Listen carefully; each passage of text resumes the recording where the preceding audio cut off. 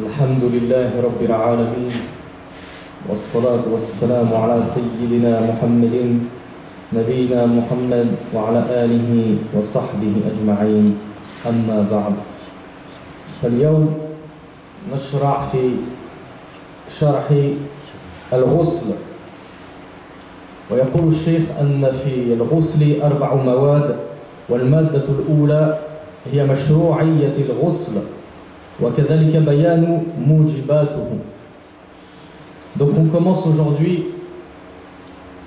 le cours d'aujourd'hui par l'explication de ce que c'est que le ghusl, c'est-à-dire la douche rituelle, le lavage rituel. Et il y a 4 sous-chapitres, dont le premier c'est la législation du ghusl, c'est-à-dire comment on sait qu'il a été légiféré, quel est le jugement relatif au ghusl, est-ce qu'il est tantôt obligatoire, tantôt facultatif. Donc le fait que le ghusl, que ce lavage rituel ait été légiféré, on le tient de Al-Kitab wa Sunnah, c'est-à-dire dans le Coran et dans la Sunna du prophète sallallahu alayhi wa sallam. Dans le Coran, Allah tabaraka wa ta'ala nous dit wa in kuntum junuban fattahharu, et lorsque vous êtes junub, purifiez-vous. Al-junub, on n'avait pas encore vu jusqu'à présent, c'est un mot nouveau dans notre série de cours. Al-junub, c'est le fait d'être en état d'impureté majeure. Donc on avait expliqué ce que c'était que l'impureté mineure, lorsque on va faire ses besoins, lorsqu'on a une flatulence, ça nous met en état d'impureté mineure. Et parfois il y a des actes qui font qu'on devient en état d'impureté majeure.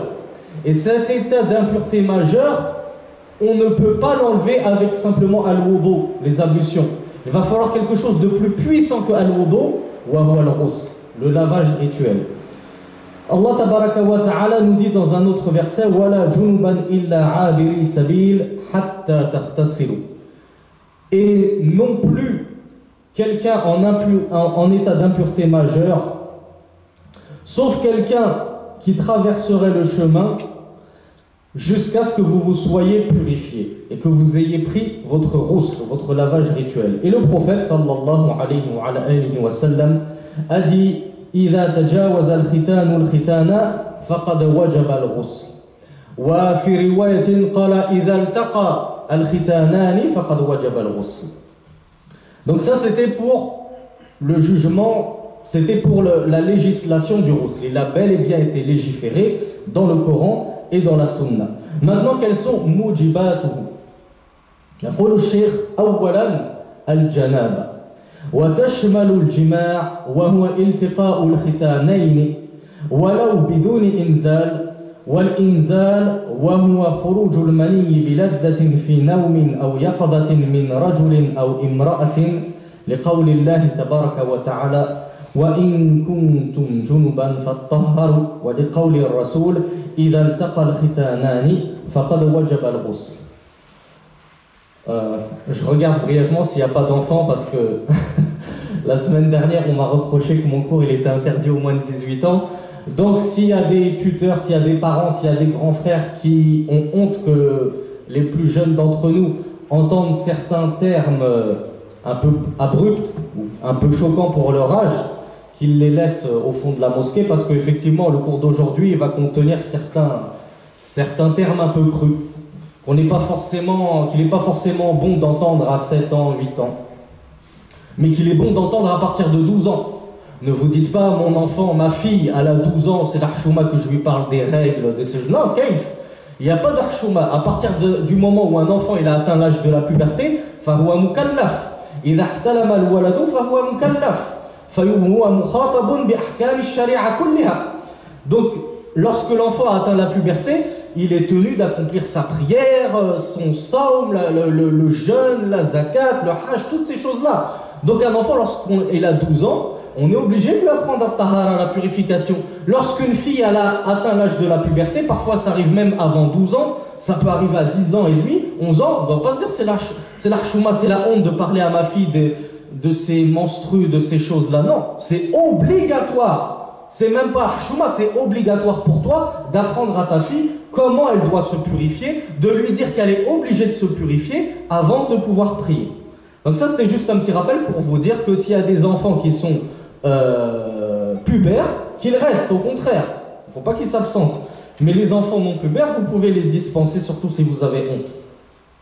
Donc, qu'est-ce qui rend obligatoire al-ghusl? Qu'est-ce qui rend obligatoire la douche rituelle, le lavage rituel, les grandes ablutions? Le cheikh nous dit la première des choses, c'est al-janaba. Qu'est-ce que c'est al-janaba? Le cheikh nous explique.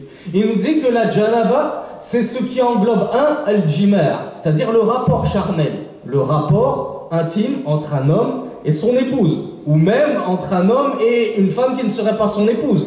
On ne dit pas que ce n'est pas interdit, mais même si quelqu'un a un rapport avec une femme qui n'est pas son épouse, ça reste quand même un rapport charnel, il sera obligé de se laver en plus d'avoir commis un grand crime et un grand péché. Donc le cheikh nous dit al-jima' huwa iltiqa'u al-khitanayni walau biduni inzal. Donc le cheikh nous dit qu'est-ce que c'est que le rapport charnel? Il nous dit c'est la rencontre des deux attributs génitaux. C'est la rencontre de l'attribut génital mâle dans l'attribut génital femelle. C'est ça ce qu'on veut dire par rapport charnel. C'est pour ça que je vous avais dit éloigner les enfants, parce que parfois on est obligé de détailler, car il y a certaines personnes qui croient que al-jimar c'est juste al-muqaddimat, c'est-à-dire les câlins. Lorsque je serre ma femme dans mes bras, que je joue avec ma femme, ils disent c'est bon, wajaba alayya al-ghusl. Non, lam yajib alayka al-ghusl hatta tujami'u zawjatak. Wa qulna al-jima' huwa iltiqa'u al-khitanayn. Donc le cheikh nous dit walaw biduni inzal, c'est-à-dire que par exemple un homme a eu un rapport avec son épouse, mais il n'est pas allé jusqu'au bout. Il n'est pas allé jusqu'au bout de son plaisir, donc rien n'est sorti. Eh bien, même si rien n'est sorti de toi, tu dois quand même prendre ton ghusl. Tu dois quand même prendre ce lavage rituel, car les deux organes génitaux se sont rencontrés. Donc, wajaba alayka al-ghusl, tu es obligé de te laver. Ensuite, le cheikh nous dit al-janaba, c'est donc le rapport charnel avec une femme, mais c'est aussi al-inzal. Yakfi al-inzal li yajiba alayka al-ghusl, ou li wujubi al-ghusl. Donc la deuxième chose qui fait qu'on est en état de janaba, c'est le fait d'avoir une éjaculation. Pardonnez-moi, je ne trouve pas de terme moins brut et moins choquant. Le fait d'avoir une sortie de semence, donc de sperme, l'éjaculation, ça vous met en état de janaba, même si vous n'avez pas eu de rapport avec votre épouse. Et le cheikh nous dit وَهُوَ خُرُوجُ الْمَنِي بِلَذَّةٍ فِي نَوْمٍ أَوْ يَقَظَةٍ مِنْ رَجُلٍ أَوْ امْرَأَةٍ. Donc le cheikh nous dit que cette sortie de semence, cette éjaculation, peu importe qu'elle survient lorsque vous êtes éveillé ou lorsque vous êtes endormi, vous dormez le soir, vous faites un rêve, ou même si vous ne faites pas de rêve, vous vous réveillez le matin, vous voyez que vous êtes impur, que vous vous êtes sali, parce qu'il y a quelque chose qui est sorti, eh bien vous êtes en état de janaba, vous êtes en état d'impureté majeure et vous devrez prendre votre ghusl. Et le cheikh nous dit min rajulin aw imra'atin. Pourquoi c'est important de le préciser? Car il y a beaucoup de personnes qui ignorent que la femme également a de l'éjaculation. Wa inna Allah la yastahi min al-haqq. Au temps du prophète sallallahu alayhi wa sallam, une compagnonne est allée voir le prophète et lui a dit voilà Rasulullah, est-ce que la femme doit prendre un ghusl lorsqu'elle voit en rêve ce que l'homme voit, c'est-à-dire lorsqu'elle fait des rêves érotiques? Et Aïcha, radiyallahu anha, l'épouse du prophète, elle est devenue toute rouge, elle a baissé le regard, elle lui a dit, en gros, elle lui a dit, tu nous fais honte là, tu nous fais honte, comment tu peux parler de telles choses devant Rasulallah, devant la meilleure des créatures? Et donc elle a dit, Inna Allah la yastahi min al-haq. Allah, lui, il n'a pas honte de la vérité. Si je dois savoir, si je dois me purifier ou pas, il faut que je pose la question. Parce que le fait d'avoir honte d'aborder certains sujets dans la religion, eh bien ça va faire que peut-être que tu vas prier une semaine, 2 semaines, 3 semaines, 1 mois, alors que tu es en état majeur d'impureté, que tu ne le sais même pas, et que toutes tes prières sont batila, sont caduques, sont invalides, parce qu'on ne peut pas prier en état d'impureté. Donc il faut absolument aborder ces questions. Et les femmes aussi doivent aborder ces questions, bien qu'elles soient encore plus pudiques, plus chastes et plus timides que nous. Les compagnonnes l'ont fait et elles sont meilleures que nos femmes à nous. Alors pourquoi nous on ne le ferait pas et on ne poserait pas et on n'étudierait pas ces sujets? Donc le cheikh nous dit que l'éjaculation provienne d'un homme ou d'une femme, car les femmes aussi ont des éjaculations. Et si la femme a une éjaculation, elle doit prendre son ghusl, elle doit prendre son lavage rituel. Et ceci donc on le tient des deux versets qu'on a évoqués au tout début. Et si vous êtes en état d'impureté majeure al-janaba, fattaharu, purifiez-vous. Et le prophète sallallahu alayhi wa sallam a dit, lorsque les deux circoncisions se rejoignent, eh bien vous devez, le ghusl est devenu obligatoire, la douche rituelle est devenue obligatoire. Quelle est la seconde chose qui rend obligatoire et impératif al-ghusl, le lavage? Le cheikh nous dit, inqita'u damil hayd aw an-nifas. Je tiens à vous préciser que dans cette édition, Darul Fiqh, elle est catastrophique. Si des gens auraient l'intention de l'acheter, ne l'achetez pas. Il y a des fautes partout dans les shakls. Et bref, il y a beaucoup de akhta matba'iyya, il y a beaucoup d'erreurs d'impression. Il y a des erreurs dans les ahadiths eux-mêmes. Donc je vous déconseille d'acheter l'édition Darul Fiqh.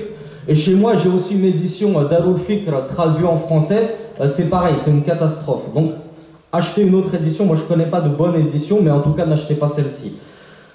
Donc le shir nous dit, la deuxième chose qui oblige le ghusl, qui oblige le lavage rituel, c'est l'interruption des règles et des lochis. Donc c'est pour ça que je vous dis, c'est important, dès que votre fille elle a atteint la puberté, qu'elle commence à avoir ses règles, de lui apprendre, oh ma fille, oh ma petite sœur, tu es devenue une femme maintenant, tu as tes menstrues, sache qu'à la fin de tes menstrues, tu es obligé de prendre un ghusl. Tu ne peux pas prier tout de suite après tes règles si tu ne t'es pas purifié avec ce lavage, ce ghusl, ces ablutions majeures. Et ceci, on le tient de quoi? On le tient du prophète, on le tient de la parole d'Allah tabaraka wa ta'ala qui nous dit fa'ataziru an-nisaa fil mahid wa la taqrabuhunna hatta yathurna fa idha tatahharna fa'tuhunna min haythu amarakumullah. Et le prophète sallallahu alayhi wa sallam a dit, il avait dit ça à Habiba. Elle était venue voir le prophète et elle lui dit Inni ustahabu fala athur. Moi je suis éprouvé par les métrorragies. On vous a expliqué ce que c'était que les métrorragies à l'istihada. C'est un sang qui ne s'interrompt jamais et qui n'est pourtant pas des règles. Et donc Habiba radiyallahu anha, elle a dit au prophète, comment je fais à cause de ces métrorragies? Le prophète sallallahu alayhi wa sallam, il lui a dit umkuthi qadra ma kanat tahbisuki haydatuki thumma ightasili. Donc Allah tabaraka wa ta'ala nous dit dans un verset, éloignez-vous des femmes lorsqu'elles ont leur menstru.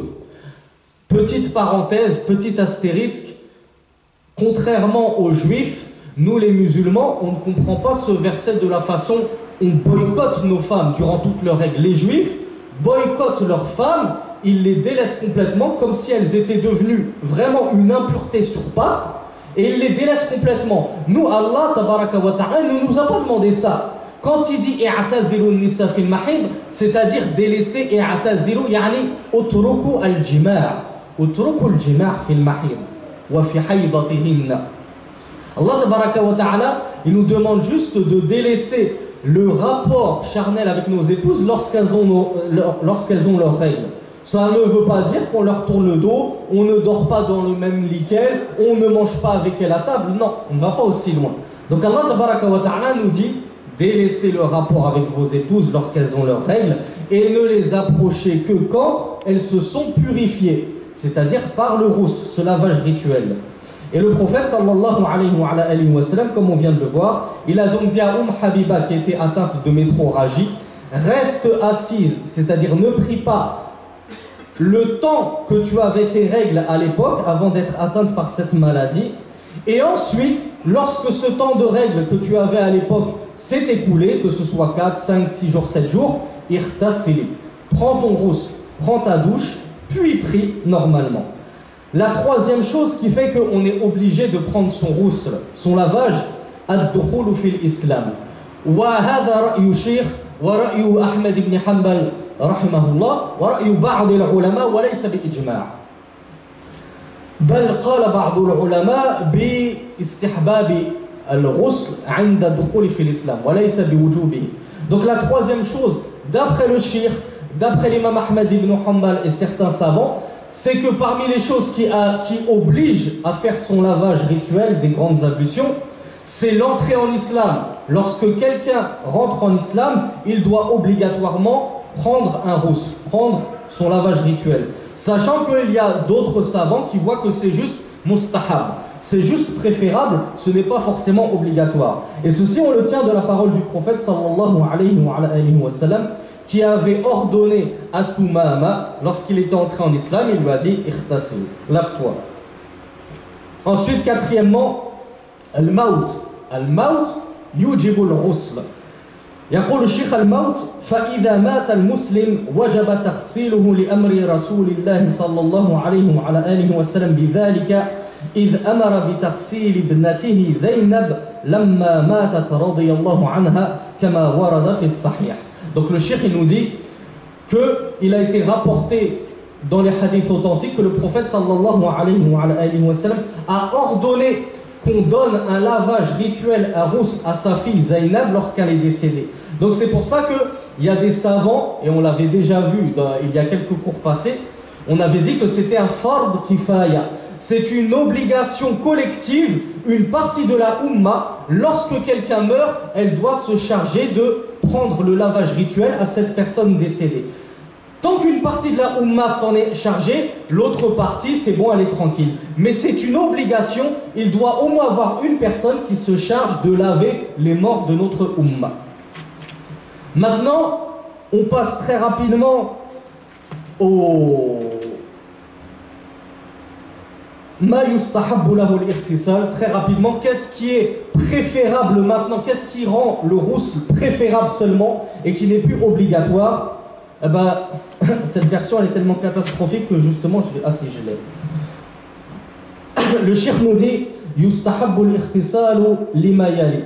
أولا للجمعة لقول رسول الله صلى الله عليه وعلى آله وسلم غسل الجمعة واجب على كل محتلم. Donc ce qui rend le ghusl préférable mais pas obligatoire, le cheikh nous dit premièrement al-jumu'ah, la prière du vendredi.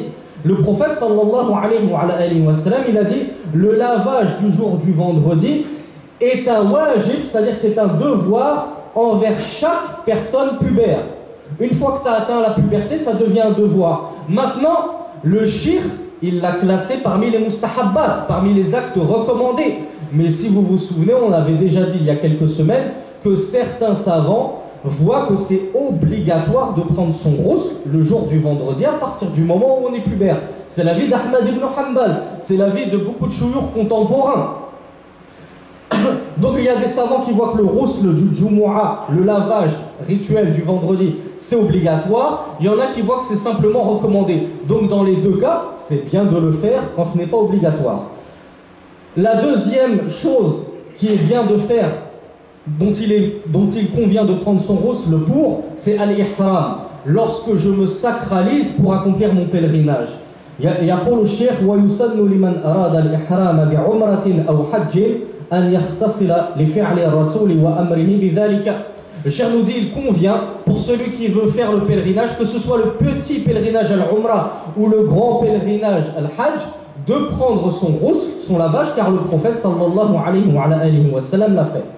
Et ensuite, les deux derniers qui font objet de divergence entre les savants, لدخول مكة وللوقوف بعرفة لفعل رسول الله صلى الله عليه وعلى آله وسلم ذلك. ويقول ابن المنذر رحمه الله أكثر العلماء يرون استحباب الغسل لمن دخل مكة. أما الوقوف بعرفة فاختلفوا العلماء ولم يثبت هذا الفعل من النبي صلى الله عليه وعلى آله وسلم مرفوعا ولكن ثبت عن ابن عمر وكان ابن عمر رضي الله عنهما يتتبع النبي صلى الله عليه وعلى آله وسلم في أموره كلها. Donc la troisième chose dont il convient de prendre son ghusl pour elle, c'est seulement recommandé, c'est lorsque l'on rentre à la Mecque. Car il a été rapporté que le prophète sallallahu alayhi wa sallam, avant de rentrer à la Mecque, il prenait son ghusl, il prenait sa douche rituelle. Et le cheikh nous dit aussi al-wuquf bi Arafah wa hada yakhussu al-hujaj la yakhussuna. Et pour les pèlerins, il convient aussi, d'après le shir, c'est meilleur de prendre son rousse avant d'aller à Arafat, de se tenir à Arafat. Et cela, comme on l'a vu, ça a été vraiment rapporté d'Ibn Omar et de certains compagnons, mais ça n'a pas été rapporté directement du prophète. C'est pour ça qu'on le classe seulement dans la catégorie des actes méritoires à faire, mais pas obligatoires. Et le dernier, pour finir, Tarsilul Mayyit. فمن غسل ميتا استحب له أن يغتسل للحديث المتقدم. Et donc ça on l'avait déjà vu la semaine dernière ou il y a 2 semaines, on avait dit que celui qui fait le lavage mortuaire, eh bien il y a des savants qui voient qu'il est obligatoire pour lui de faire son ghusl. Il y en a qui disent non, c'est seulement surérogatoire, méritoire, facultatif, mustahab, mais ce qui est obligatoire c'est le wudu. Si tu as lavé un mort, il y a des savants qui te disent irtasil et les autres ils te disent tawadda. Donc il y a 2 avis sur le sujet. Le shir, lui, donc il voit que le fait de prendre son ghusl lorsque toi tu as lavé un mort, c'est seulement facultatif, c'est méritoire. Donc naktafi bihadha al-qadr walhamdulillahi rabbil alamin wa sallallahu ala nabiyyina Muhammadin.